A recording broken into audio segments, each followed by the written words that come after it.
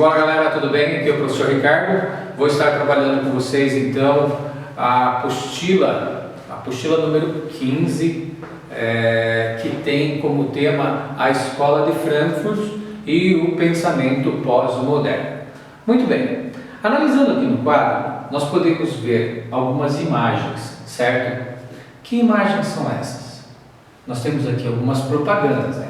A propaganda do Omo, a propaganda do YouTube, a propaganda do Red Bull. Nós temos ali a propaganda da Havaianas, Coca-Cola, Guaraná, né? McDonald's, Black Friday, desculpa. Mas o fato é que, o que essas imagens fazem pensar? Então, quando você vê a imagem, geralmente, essas imagens, ela provoca algo em nós, uma reflexão. Ela volta em nós, seja uma reflexão do sentimento de amor, de angústia, de alegria, de tristeza, mas nesse caso, quando fala da Escola de Frankfurt, a questão mesmo que se tem aqui é a questão do consumo, que nós vamos ver para frente. Muito bem, e essa imagem? Brasil, ame ou deixe? Essa aqui é uma imagem da ditadura militar, né? Uma propaganda que se colocava para o período, né, muito conturbado que se tinha. Vamos à próxima. Olha só como que era a questão da ditadura militar. Como era fazer propaganda durante a ditadura militar? A questão do silêncio, né? Não se podia falar tudo o que se pensava, havia muita censura, né?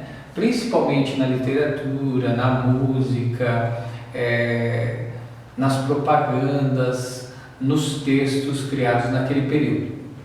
Muito bem, olha outra aqui. Isso. É tempo de dizer basta a corrupção. Olha só as imagens, né? Se a gente fizer a análise da mão, a análise do fundo branco, o basta, né, escrito em cor vermelha, a própria imagem da mão que tem o rosto ali de uma pessoa. Então, esse tipo de imagem, ele vai impactando, né, a pessoa quando vai observando essa imagem. Muito bem, uma outra aqui, né, uma outra imagem da ditadura militar: economia, resistência e abertura, né? Então, outra imagem que se tem aí, né, dentro da ditadura militar, que era usado muito ainda como propaganda. Muito bem, vamos para outra. Olha aqui. Muito bem, a ideia da mordaça, né? Em que as pessoas não podem falar o que pensam, né? E quando elas falam ou pensam, né, ou escrevem, muitas das vezes elas são, dependendo do sistema econômico, principalmente da ditadura, elas são rechaçadas, elas são excluídas e, em alguns casos, torturadas e outros até mortas, né? Se nós pensarmos o cenário atual ao qual vivemos, né? Passamos por esses dias aí com a questão dos jornalistas, né? As pessoas não querem que se leve a notícia real para a população, enfim. Muito bem. Efetivamente, companheiros, nós temos aqui a imagem do nosso amigo Lula, né? Quando aparece essa imagem, né, o quanto a pessoa, o quanto os povos, né, foram, de certa forma, convencidos de que esta imagem poderia ser a salvação política e econômica do país, né? Enfim, e até hoje, se nós pensarmos na questão da imagem, e aqui não é crítica a uma ou outra pessoa, mas a imagem que se tem, nós analisando a imagem, como que esta imagem influencia ou não a vida das pessoas? Influencia ou influenciou ou continua influenciando? Muito bem, olhe esta imagem. Muito bem, então olha só o slogan que se tem, a bandeira do Brasil, a pessoa, né? né, respectivamente, aí pessoal, né, nós estamos com o Brasil acima de tudo, Deus acima de todos. Então, eu não cheguei à perfeição dessa imitação ainda, mas tudo bem, né? Mas olha só, a imagem que se tem aqui é uma imagem que, quando colocada na televisão, na internet, nas redes sociais, nos nossos celulares, tablets, acaba, né, entrando no nosso cérebro essas imagens, e aí nós reproduzimos emoções, sentimentos, sensações, produzimos ideias. Então, tudo isso faz parte da reflexão da chamada Escola de Frankfurt. A Escola de Frankfurt e o pensamento pós-moderno. A Escola de Frankfurt, ela surge aí no período da Primeira e da Segunda Guerra Mundial. E aí, por volta de 1923, como um instituto de pesquisa social. Eles os pensadores desse período viviam muito a questão do nazismo, né, do fascismo, enfim, viveram intensamente o conceito da Primeira e da Segunda Guerra Mundial. E aí eles começaram a refletir também, né, o poder da imprensa, o poder da comunicação, o poder da manipulação das massas, né, seja pela retórica, seja pelo rádio, pela TV, enfim, e como esses instrumentos de comunicação acabavam interferindo no mundo social, no mundo econômico e tudo mais. Então nós temos aí a imagem, né, da Escola de Frankfurt, e logo após os chamados frankfurtianos, dentre eles Theodor Adorno, Max Horkheimer, Walter Benjamin, Jürgen Habermas, Herbert Marcuse e Erich Fromm. São os frankfurtianos, ou seja, os filósofos, os intelectuais, boa parte alemães, que se reuniram para verificar o poder dessa manipulação dos meios de comunicação, e aí criou-se a ideia da chamada indústria cultural, né? A ideia que se tem da indústria cultural, da propaganda, da manipulação. Hoje, né, nós temos cursos voltados, né, para esta área, e a propaganda, né, o pessoal fala assim, a propaganda é a alma do negócio, né? Neste momento você está vendo a minha imagem aqui, né? Então eu estou colocando para vocês a imagem do professor Ricardo, e eu estou fazendo o meu marketing com vocês também, né? Enfim, então a indústria cultural, a Escola de Frankfurt vai refletir sobre essas questões.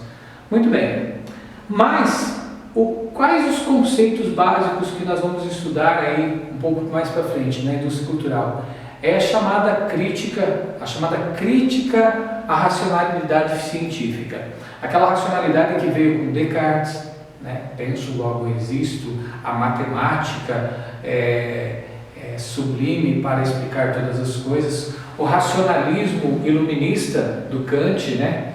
Em que orientou boa parte da ciência, do cientificismo. A indústria cultural vai contestar, vai questionar as ideologias. A indústria cultural vai questionar também a manipulação das massas. E hoje nós vivemos, né, claramente, se nós pensarmos no cenário político, né, os meios de comunicação, a manipulação de massas. Um defende a questão da saúde, outro defende a questão econômica, outro defende a questão política, e cada ser acaba com o seu discurso, né, trabalhando essas questões. Sem contar nós que vivemos hoje a questão das fake news, né, as notícias falsas. Como lidar com esse tipo de problema hoje? A instrumentalização das pessoas, instrumentalizar as pessoas. Tem muita gente que fica lá no celular e lendo o dia inteiro as coisas do celular, né? Nas redes sociais. Tem que ter esse cuidado também. E muitas vezes a gente não tem. Tem muitas pessoas que são simples, não têm informação suficiente. E às vezes o único canal de informação no Brasil, ou que se assiste, é um canal global, por exemplo. É o único canal, e ali o que ela bebe de informação é uma verdade. Enfim, também a reprodução da hegemonia capitalista naquele período era muito forte. Os burgueses estavam desenvolvendo a indústria, enfim, o grande capital era a questão do consumo, o capital, enfim, e eles valorizavam muito essa questão do consumismo.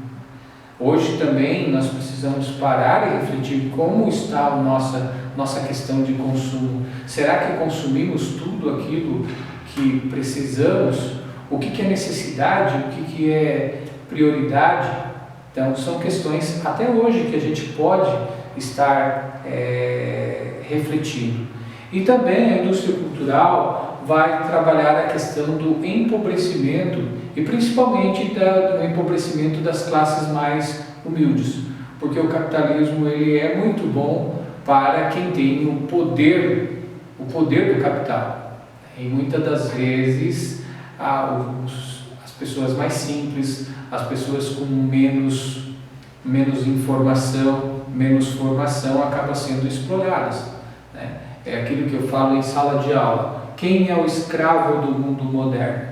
Quem é o escravo de 2020? É aquele que ganha o salário mínimo. É aquele que ganha um salário que mal dá para a sobrevivência. Eu falava sobre o empobrecimento dos seres humanos. É simples, analise, nós estamos comentando sobre a Escola de Frankfurt, a indústria cultural, mas vamos analisar a nossa situação hoje. Nós temos hoje na faixa de 13 milhões de desempregados. E desses 13 milhões de empregados, tem muita gente que tem informação, tem muita gente que tem conhecimento, mas não tem a oportunidade de entrar no mercado de trabalho.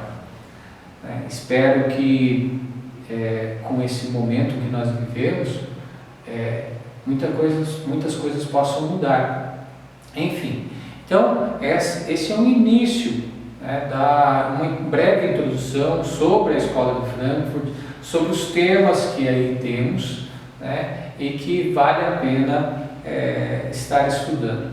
Eu vou deixar para vocês também um link de sugestão de questões de vestibulares, e juntamente esse link tem as questões lá. Eu já abri, eu tenho em mãos também que posso estar enviando para vocês. São 19 questões com gabarito para que vocês possam estudar especificamente sobre esse tema da indústria cultural. No mais, meus caros alunos, tudo de bom para vocês, bons estudos. Esperamos que esse momento passe rapidinho para a gente voltar à atividade em sala de aula. Um abração e até mais. Tchau, tchau.